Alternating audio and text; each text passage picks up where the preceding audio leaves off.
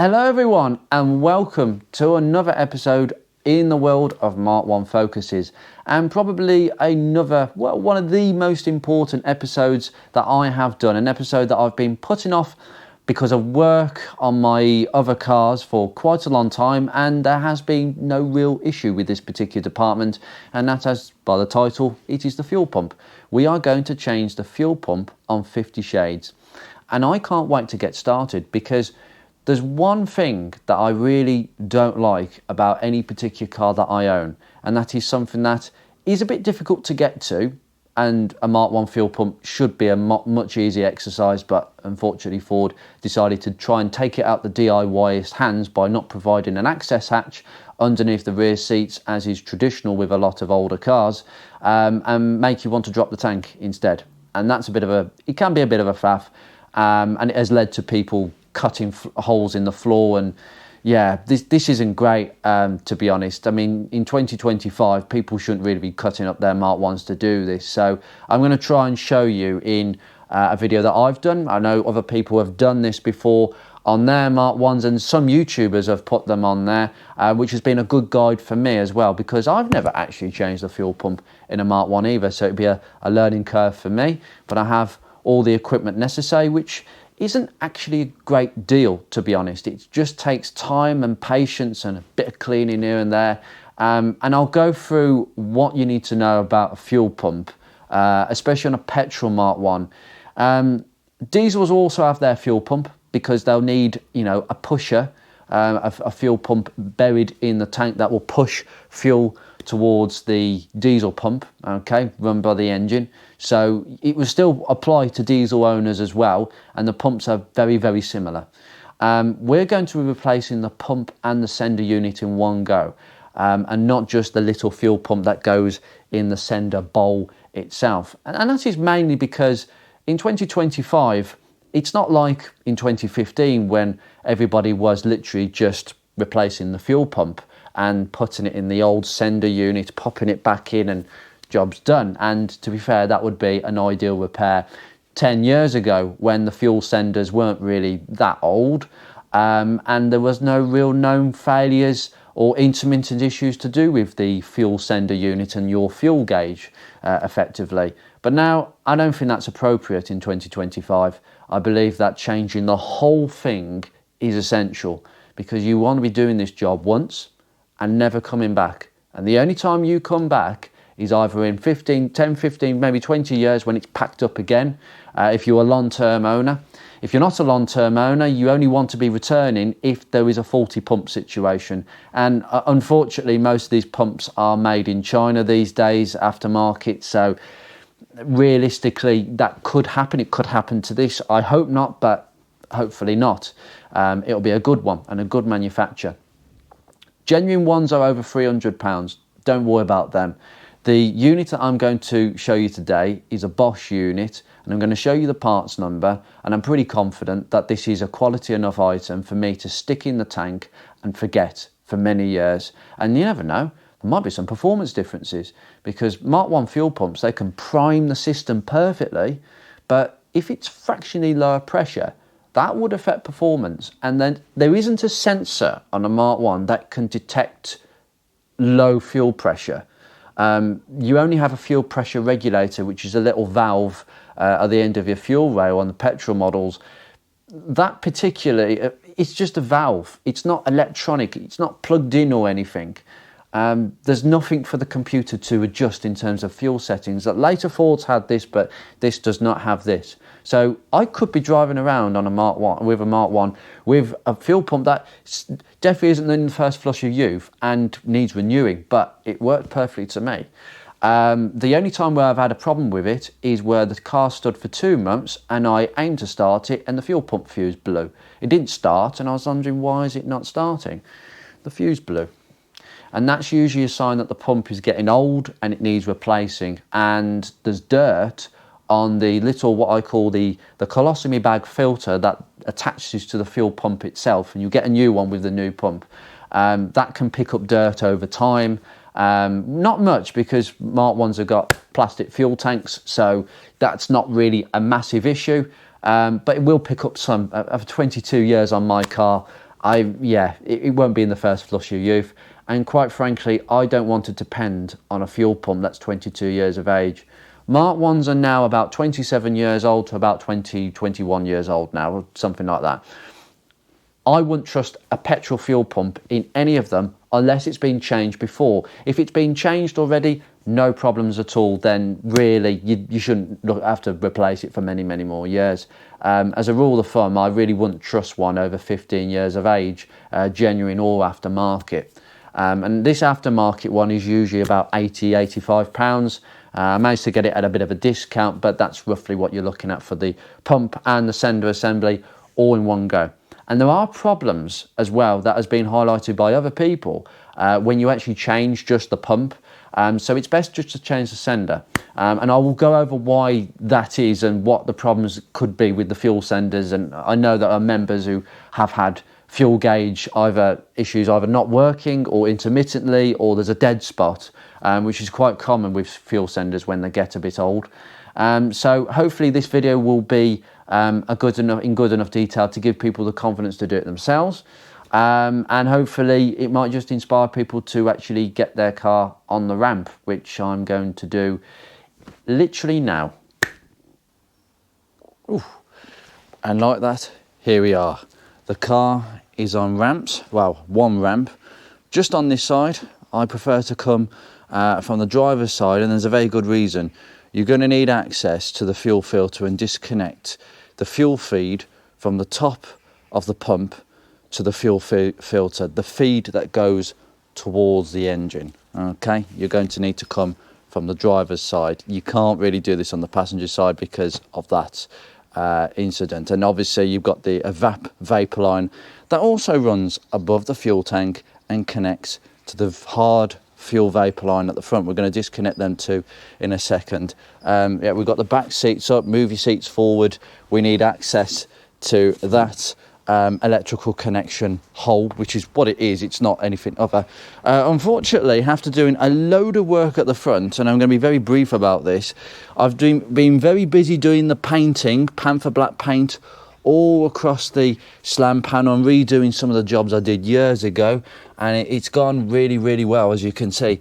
Also, I have changed the coolant elbow, which the coil pack sits on, because one of the coil pack bolts snapped years ago, so my coil pack had only been held in with 3 bolts, and I wanted to redo some of the sort of hose clamps down here. I have to report that all these hose clamps, I've just painted them. There is nothing wrong with any of them, and there's no sign that they're going to break. It is something to be aware about, especially the ones down here and the bottom one there, where they tend to rust because they're closer to the road. Yeah, so that's really good. You may also notice a new Gates micro stretch belt with a new water pump. Yes, that is an SKF water pump.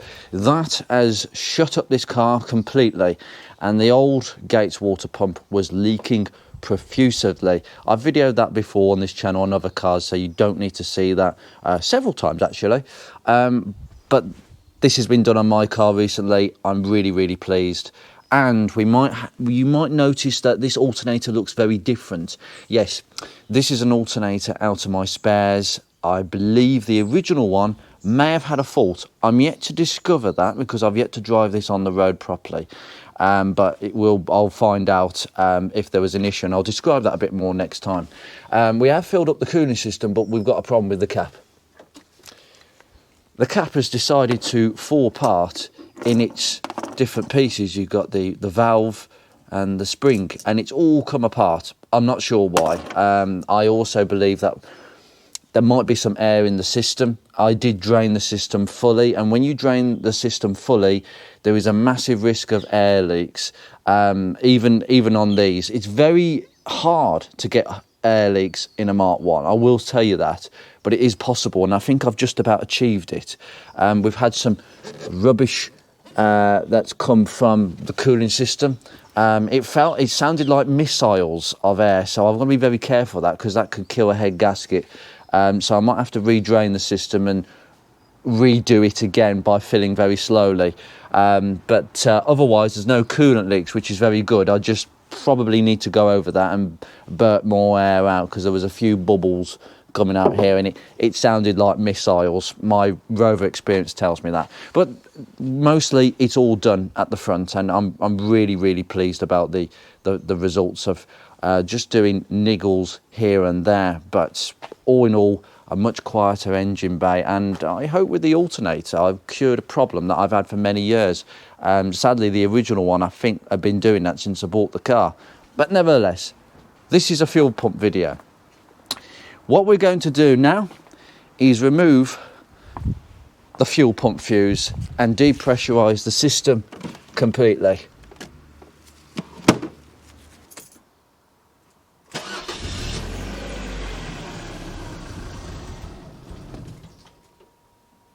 Right, we're looking towards the back now. So what we need to do is take this blue vapor line out, okay, the one with this tube here. Okay, remember to just pry out the clips by pushing them in, wiggle it out, use a screwdriver, there you go. That's the easiest one of the lot. Now that's detached.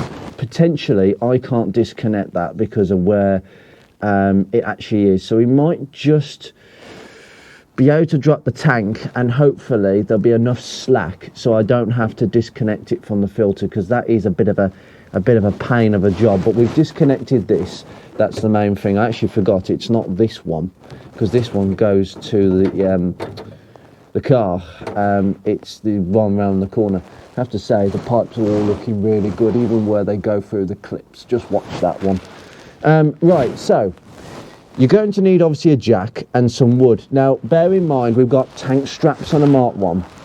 Now I had my tank straps replaced years ago. They do rust. If your tank straps are rusty, this is your chance of sorting it out. However, be warned. These straps, they link at the back and they swing round. You may find that with the wheels attached, this is the pain in the ass of a job like this. Notice some surface rust creeping in. I'm going to deal with that. There's just a few little scabs. Even my Mark 1 enjoys a bit of tin worm. Unfortunately, this is not an uncommon model for tin worm. But anyway, you may have to take the wheels off because you can't get enough swing on the straps. It's held in up here. You probably can't see up there, but there's a 13mm bolt right there. You can see it. There you go, where my light is. So you're going to have to get an extension up there. Take that bolt out and these straps will be loose. You need to support with the jack at this stage and swing these straps out the way. But before then, we need to take this heat shield off. If you've still got it, you should have, because this is important. It separates your fuel tank from the exhaust. Now, you will have different fittings than me. I replaced, this is the thing, these aftermarket tank straps, which are starting to rust already, which is ridiculous. These come with different studs, and I used a 10mm and a washer and some grease. It's important you put grease between the washer and the tin shield. Why? Tin shields, they corrode because of dissimilar metals. Now the original fittings, which would be one of these things, okay, be one of them. I used to have these. You will have these on your Mark 1s here and here. There's two fittings, one and there's just one down there, okay? You need to release these two fittings, and then you can bend this tin shield away this way. But for me, I've got these 10mm. For you, I think you'll need a 22 or 24, but believe you me, those fittings get rusty at this age. And if you've bought aftermarket tank straps, which most of us will, you can use a 10mm nut. Just get a spare nut and washer, a big washer, and you're good. Anyway, let's get these off. We've got to support the tank about here. We can't support the tank underneath the straps because you'll never get the straps off. You've got to support the tank kind of in this section down here. But let's get this tin shield moved.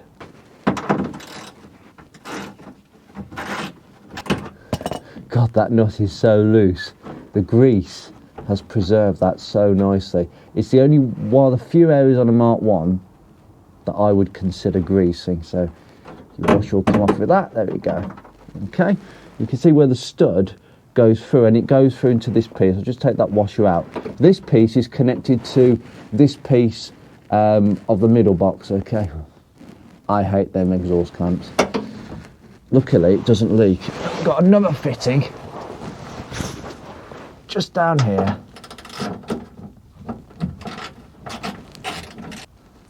Oof. greasy. Ugh. Does its job though. Just pop that there. You're going to need a soft surface. I'm using this mat, but now if I can just ungrease my hands, excuse me, we can now move the tin shield completely out the way. Just going to move the excess grease, but there's no corrosion. This tin shield, by the way, was brand new a few years ago. I replaced it when I took the exhaust down. I do advise that when you get the chance, but basically, there we go. Just move it off the studs. Now, it's going to feel a bit awkward, but I'm just going to take that out of the way. This piece is connected and you just bend that away. This piece goes on first and that piece goes on after, by the way. So just bend this out of the way. Be a bit brutal. I know it feels like you're going to break it, but you're going to have to move this out of the way anyway to get good access. Just move all these fittings out of the way. Right, now I'm just going to leave a torch on the floor. We're going to have to come inside the car now. Okay, let's have a look at this crappy excuse from any sort of access. Excuse me. Oh, I've got to clean this car up and probably do some de-rusting. But it's all good in here. Yeah, all good. Right, this is your electrical connection. It goes on that side and just peel up the grommet. Okay, so we've got the wiring plug in here. All you need to do is just stick a screwdriver into that connection. I'm sorry if you can't quite see. There you go. Just stick a screwdriver into that connection and bring it back a little bit. It will be stiff. Now, you might think that this is a bit small, but you don't want a big block.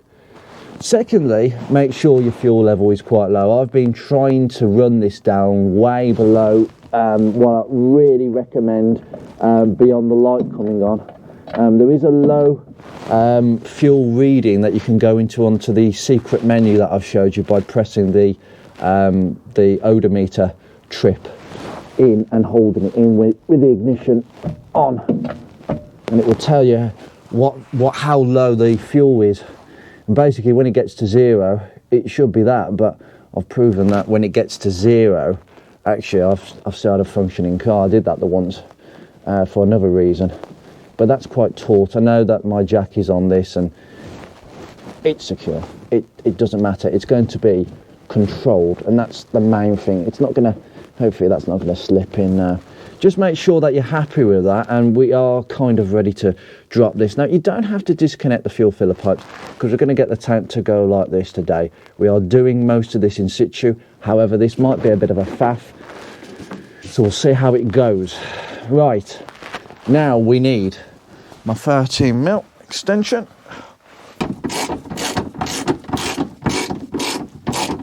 And there we go, that's done. Okay, right, the straps will now lower. You see what I mean? The two straps go through the same bolt and they are hinged. Look at that surface rust already. Honestly, that's absolutely pathetic, that is. It's like made of monkey metal. Unfortunately, yes, you replace things and then things still keep rusting. Even the tank's gone rusty. I mean, how can plastic go rusty? Only on a Ford. Now, we need to kind of remove these. Well, what we need to do is just keep that there. Now, you see what I mean? I can't take that strap out without removing that wheel. Look, that's not good. They're hinged at the back, by the way. They're just hooked in. You can't really remove them. I'm going to have to paint that because I'm really annoyed about that. This one is loose as well, but again, it's not going to come off. But I don't really want it there because it's kind of interfering a little bit. So I think I'm just going to have to push this over there with the tin shield. Ooh. Well, we'll see when we drop the tank. But basically, yeah, we're all ready now. This tank is now loose, but we need to do this in a controlled way. I'm going to go to that end and you guys are going to observe. Control the jack carefully. Right. Okay, lovely. We're down. It's now leant down on that corner, which is really good.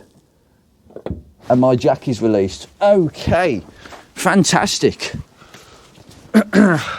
That's what you want. You want it to come down here. However, it's still not quite down because there's so many things in the way, it's untrue. Right, I've been doing some cleaning, as you can imagine. Just a bit of excess petrol and a few other things. I'm going to go through with you several things that I'm going to point out now while the tank is dropped and we can view everything.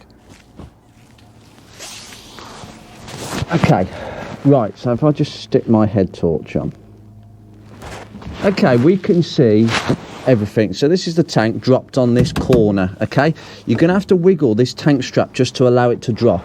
It won't drop completely because of the exhaust and the tin shield on that side. And the charcoal canister at the back, which is attached to the back of the tank. I didn't want to disturb that because you don't want to damage anything.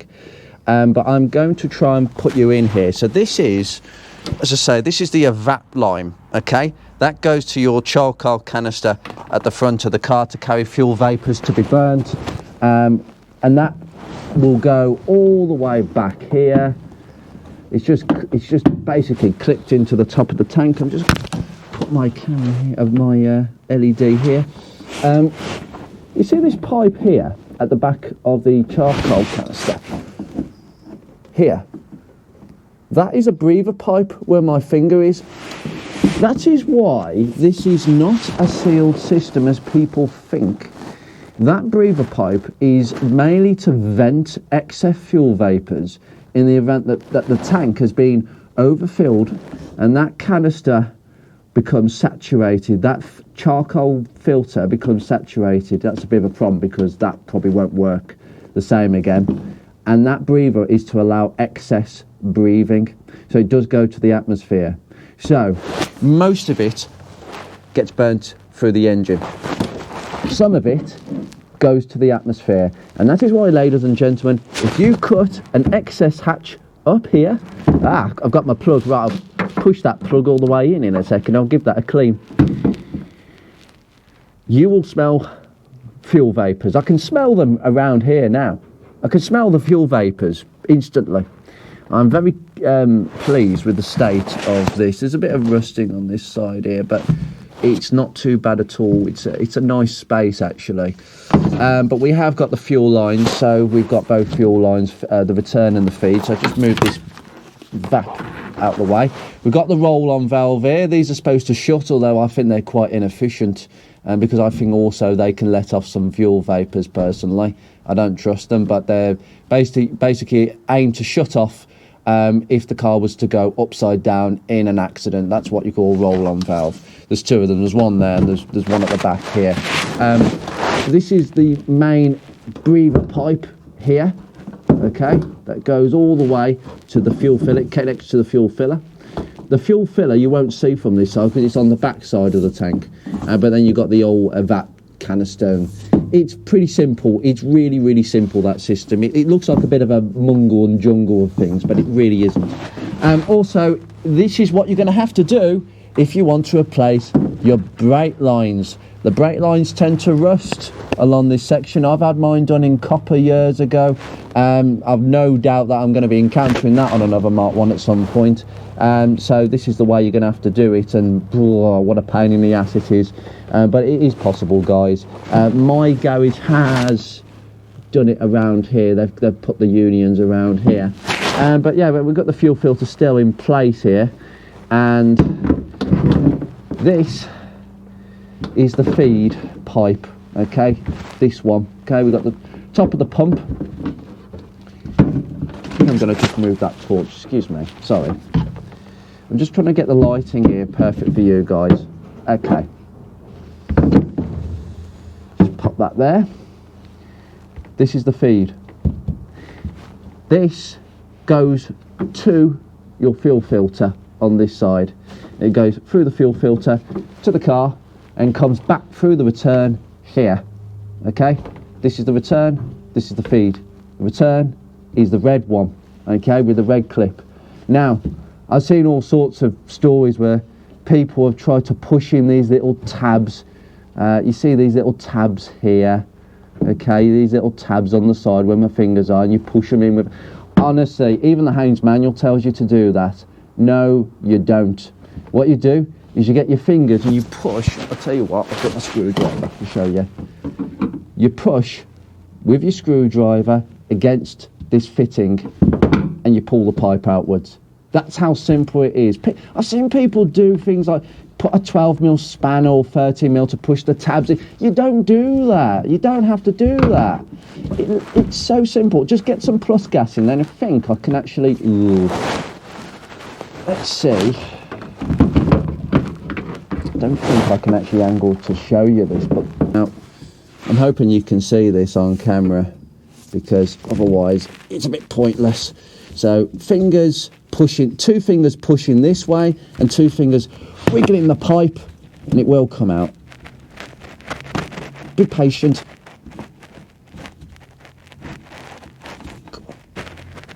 It's coming. Hey! Whoa! Sorry guys, do apologise for that.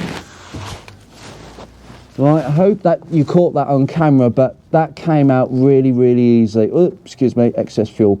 So basically, that's the pipe that you're pulling out, and you're pushing against the, you're pushing with 2 fingers in, and you're getting your other hand and pulling that, wiggling that out, okay? It's as simple as that. This one's the same, just get your fingers, push in, and pull with your other hand and wiggle. In fact, can I do it with one hand?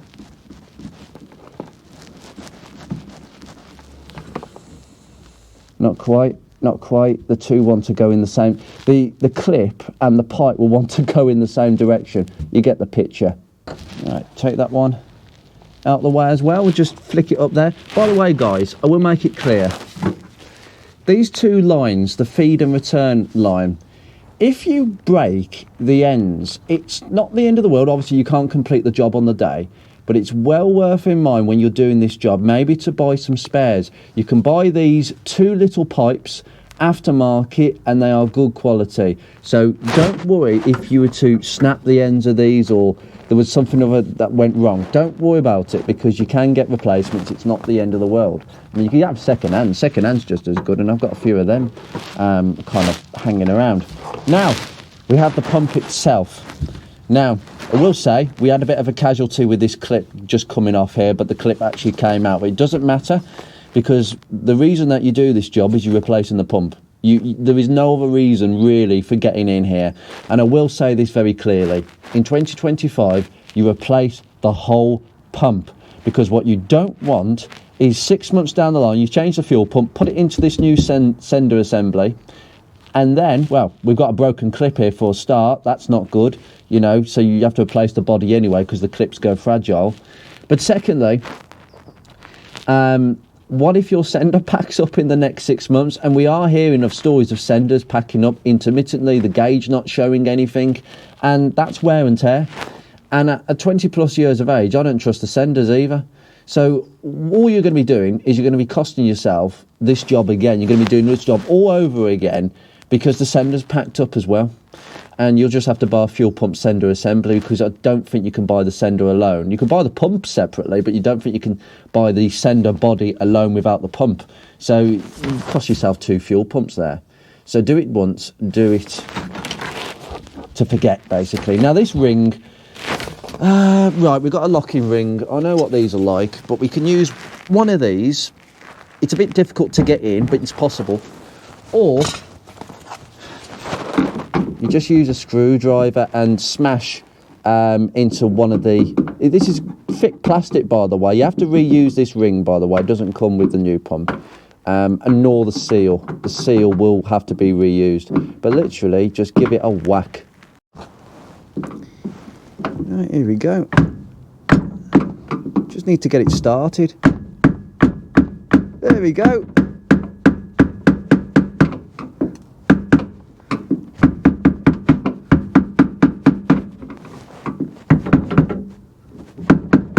Once you've got it loose enough, you should be able to just keep hitting it. Come on. There we go. It's not hard. It's not metal, it's plastic, it won't seize. It just gets a bit stuck. Just keep going round. should theoretically be able to, yeah, just give your teeth a bit of a grit when you do this.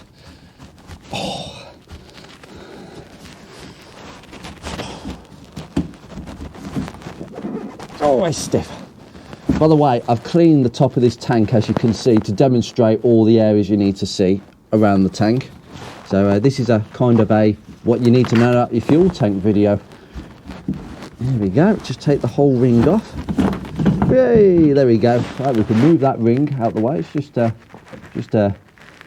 nice locking tab. Then we have the pump. Now, what we need to do is we've got a seal going all the way around it. We just want to break the seal. There we go, and that's the top off, and that's the seal. There we go, and we need to reuse this seal, so bear that in mind. Now, this is the tricky bit.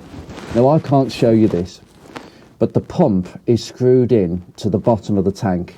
You have to turn it anti-clockwise, and believe you me, this might be a bit of a struggle. I can't show you on camera because of the lighting situation, but it's going to fight you.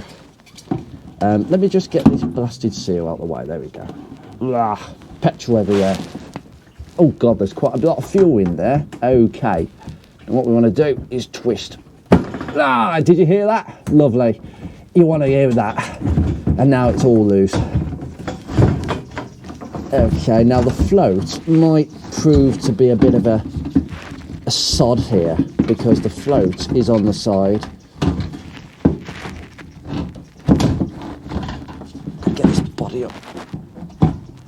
Right, and then the float arm, come on.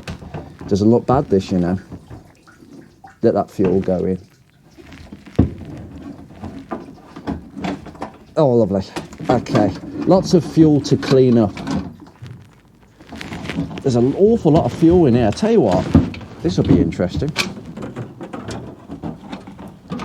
There we go, out we come. Oh, Jesus, fuel everywhere. Got to be prepared for this job. It's really mucky. I tell you what, there's a bloody swimming pool in there. That's a low tank. Well, this will be interesting. Now, my low fuel warning light has been on for some time, because I wanted to try and limit it down quite a bit. Now, excuse me, I just got to clean up, and then I'll show you how much fuel is left in. Right, after a bit of cleaning and sorting out, I could show you this picture. Look at how clean that fuel tank is. It's spotless. That is a big plus point of plastic fuel tanks. No rust, no crud. There's just nothing in there. But you can see how the fuel pump is able to click in and out of its slotted position at the base of that tank, okay? So we're going to slot it in clockwise, and we want that big clunk, that click that we felt when we undid it, when we turned it anti-clockwise earlier. And that's what we want to achieve from this. So that's how you really put it in. But I'm going to just show you the old fuel pump and why we do not change just the fuel pump. We change the whole thing, including the sender. Okay, so we've got the top hat here, okay, with all the connections and electrical connections, and your electrical connections go all the way down these pipes.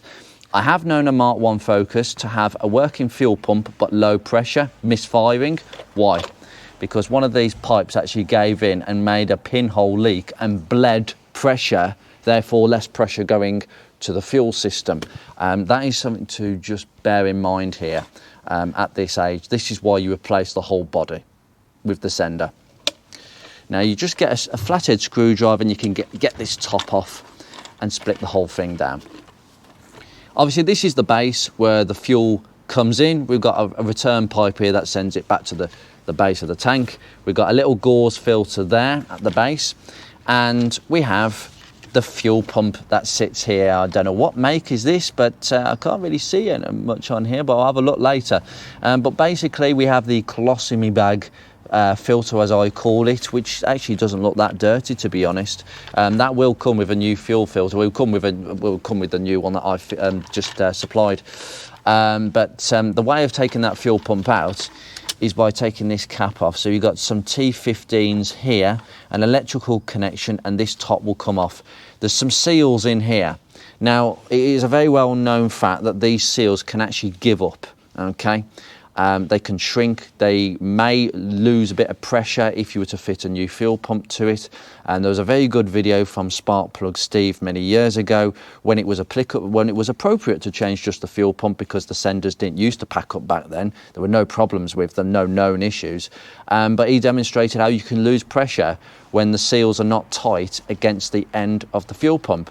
And he used washers to pack out the seals, to squash them and to create a tight fit, which is a very clever idea, but slightly compromising at this day and age. I would just prefer the whole fix, to be honest.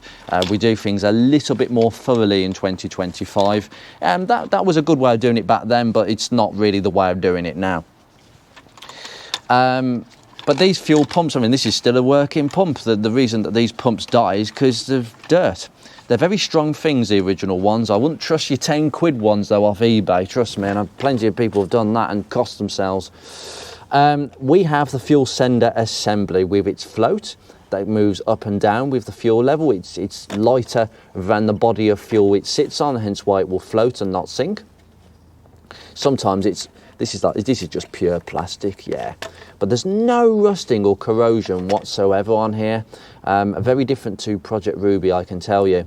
But basically, the way a fuel sender works and the problems you can get, when the fuel, we've got obviously two connections here to the circuit board, one going to the gauge and one coming back from probably an earth point, to be honest. Actually, no, it wouldn't be an earth point. It would be like a to and fro from the gauge. When the fuel level rises, the resistance gets less and less and less, because these little segments on this circuit board, they get smaller. And that means when the float rises, the little brass contact that runs on this track, this circuit board, it will pass through smaller segments and therefore less resistance. So electricity flows to the gauge much more easier, and therefore the fuel level goes up, the pointer goes up, okay? When the level goes down, the resistance increases, because these segments on this track, on this circuit board, get bigger and therefore produces that resistance. And the gauge does not go up, it goes down, because resistance is pushing it down, okay?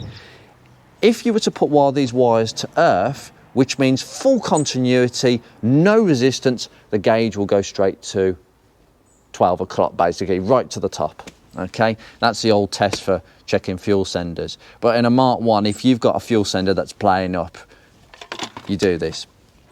Why do they play up? Easy. This track gets worn out. It just gets worn out from that brass contact moving across it all the time over the years. And I've known Mark 1 owners to have dead spots, flat spots in their fuel readings. So it will go up and then it will suddenly jump up or jump back down. And that's a flat spot. When it's behaving erratically, that means the track, this circuit board, is worn out. The segments have just worn out so much that unfortunately you have that dead spot. Some people complain it doesn't work at all. I know somebody who has got a non-functioning sender as well, so maybe this would help you, sir, replacing your pump and sender at the same time. That is why in 2025 we do not replace the pump alone, we replace the whole thing. And believe you me, it will not cost you in the long run. Anyway, this is the new pump that I'm fitting today. It is the one I recommend, a Bosch 0986580994, and this will fit every petrol model. I cannot confirm whether it's for an RS, but it will fit every engine on a Mark 1, but I'm not sure about RSs because of their high performance necessities, put it that way. I think diesel owners will also use a different pump, by the way. Just please confirm the numbers, don't rely on me, because there's things that even I don't know. Hello my friend, how are you? Yes. Now guys, why have I connected it up already? It's not in the tank. No. And this is the rookie mistake a lot of people don't check, okay? You must check that the pump works out the box, okay? Because it's a new item And we know some items can not even work out the box, but I'm pretty confident this will. I've put the fuse back in. Let's see what happens. Bingo, it works. That's all we need to know. Just do it again. Yeah, lovely. Not a problem. We can disconnect that connector, pop it back through, and now we can begin putting it all back together. Just watch the wires because you've got to go in sideways. There we go. Lovely. Okay. Fantastic. By the way, guys, take the fuse out and disconnect the battery again. Right, just for reference here, guys, when we're screwing this in, okay? This is how it's screwed in, okay? These are the legs at the bottom that need to go, and you need to basically put the base in and try and twist, okay, clockwise until we get a good old clunk. The seal wants to fall off all the time. Yeah, you just twist until you get a clunk. Now, I can't show you this because of the inaccessibility of, I can't even see what I'm doing, so you're not going to. But I'll just stick you on the side and we'll go with that. Right, watch the float arm because that's the first thing that really you should aim to put in, okay? As we took it out, put the float arm in first, okay? Float arm in first, excuse me, stop flashing. My head torch is telling me it's dead or dying. Just angle that in. Just be gentle with everything because we don't want to crush anything by just forcing it in when it doesn't want to go in. Now, this is the pain. Get your hand in, okay? Try and twist it so it links in.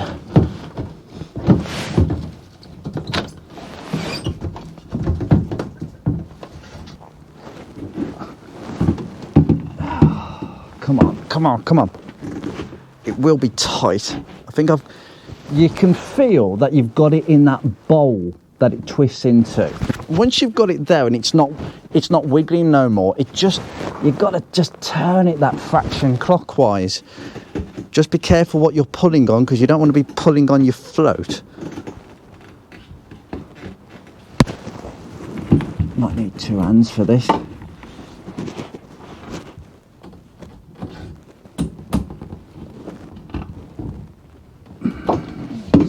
It's not quite in.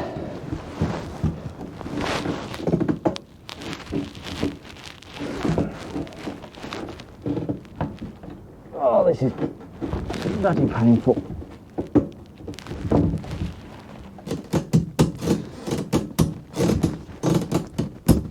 Oh, yes. Done. Right, good. Did you hear that, guys? You've just got to put pressure down and then twist clockwise, and it is just gone in. Oh, that's gone in.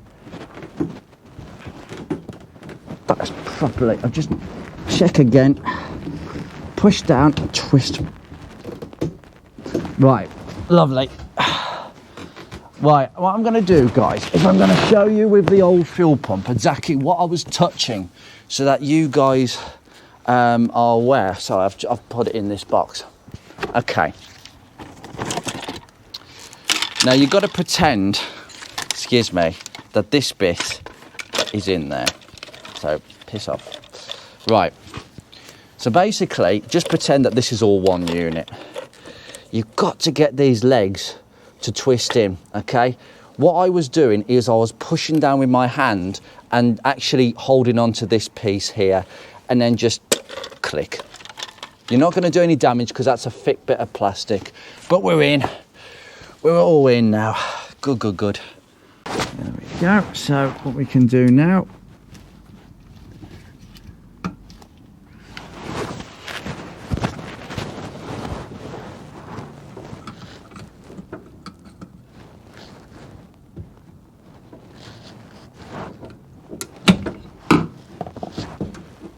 right, what we can start doing now is getting all this seated back in. Just be very careful as well. Just push those pipes back in. Now this seal might be a bit stiff, okay, but it will go in. You just got to make sure it's seated in correctly. Now, what you can do with this top, guys, just to get this seal nice in, you won't, as I say, the seal doesn't go all the way down. It just forms a seal between the top of the pump module, the assembly, and the thread that this locking ring goes onto. It just forms a seal between, okay? And just give it a twist. Just give the top a bit of a twist. There's enough flex in the pipes to give it a bit of a twist in, and that's it. That is done. That is in. Let me just put the locking ring back on and try and put it back on as much as possible by hand first. It goes stiff and then it goes. It might go loose and then stiff again, but just keep going.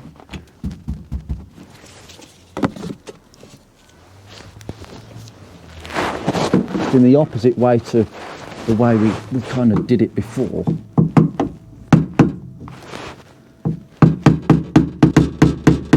There we go. It's virtually stopped there, and I'm very happy with that. Good. Locking rings in place now. Now we can just sort of put these pipes back in, so we've got the feed and the return.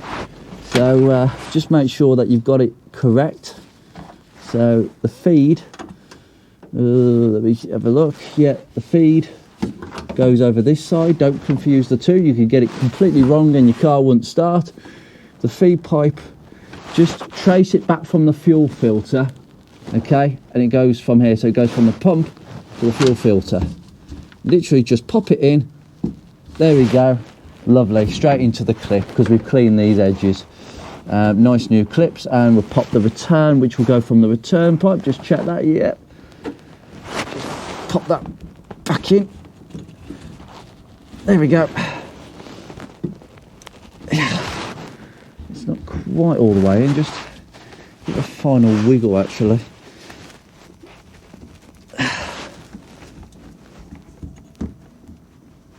Yeah, that's gone in. Perfect. Lovely, guys. Okay. Lovely. Okay, we've managed it. It will just literally go right back into position, guys. Sorry about that. The lighting just went off for a second there. Now, what I'm going to do before the pump is actually, before the tank is actually straight up, I'm actually going to go around to the other side and connect the pump if I can from inside the car. If I can't, I'll have to jack this down again and just slip on that connector. I've gone a bit too high to do that, so I'll see if I can do it from the other side. There. Done. I didn't think I'd managed to do that in good time, so good. Right, I'll just leave that open because we're not going to close that until we've established that everything's all good here. But now we can just put this up completely, and then we'll start connecting bits. Okay, right, let's get this on. Just close that a little bit. Just going to angle that in again, just to make sure that we're on the right page. Yeah, good. Now, these two overlap each other. You put the bolt straight through, okay? You'll see which one overlaps the other. And then we can go straight there and put the whole thing on. This might take some juggling just to get the whole thing in, but it's perfectly possible. I might need to jack it up a bit more.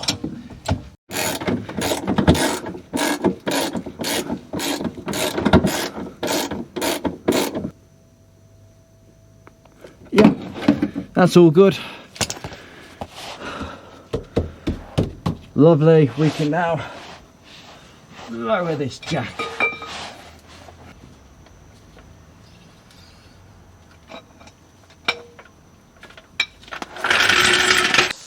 Right, before we attach any more stuff, we need to make sure that we are all good and well and working.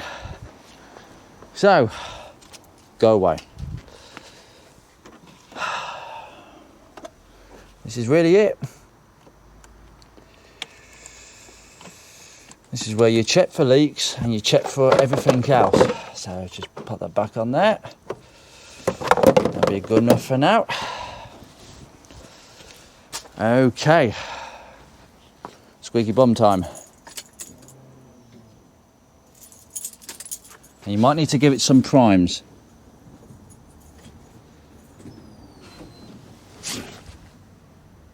Yeah.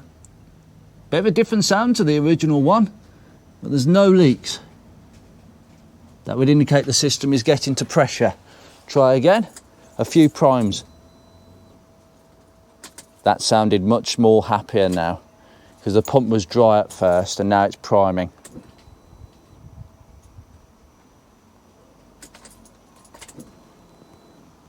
Okay, lovely. It's a very different sound, that pump, to the original. This is where we check.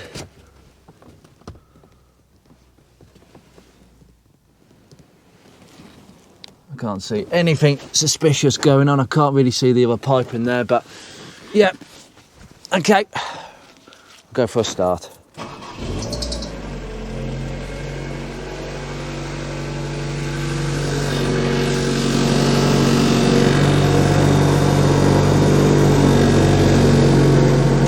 There you go.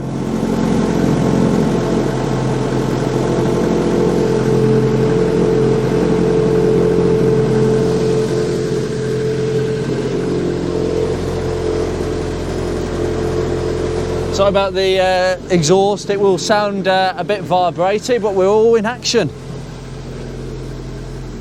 And the fuel sender is working because, well, it should be empty, but we're on a hill, so the fuel sender is also working. Make sure, guys, that the fuel sender works. All you do is you connect it up, test the fuel pump, and then push the float up. Simple as that.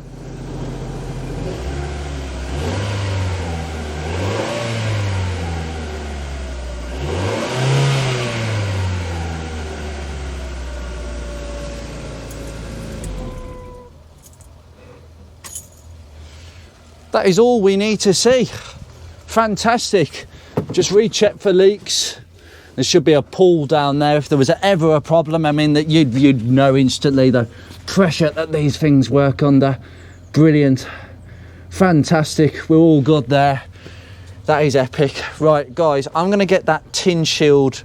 You just bend the tin shield up, connect the 2 bolts. Have a little glance over everything. Make sure that the evap canister hasn't been dislodged, because when you're bending the tank, it's kind of in a corner. We don't want to crimp anything, but there won't be any problems.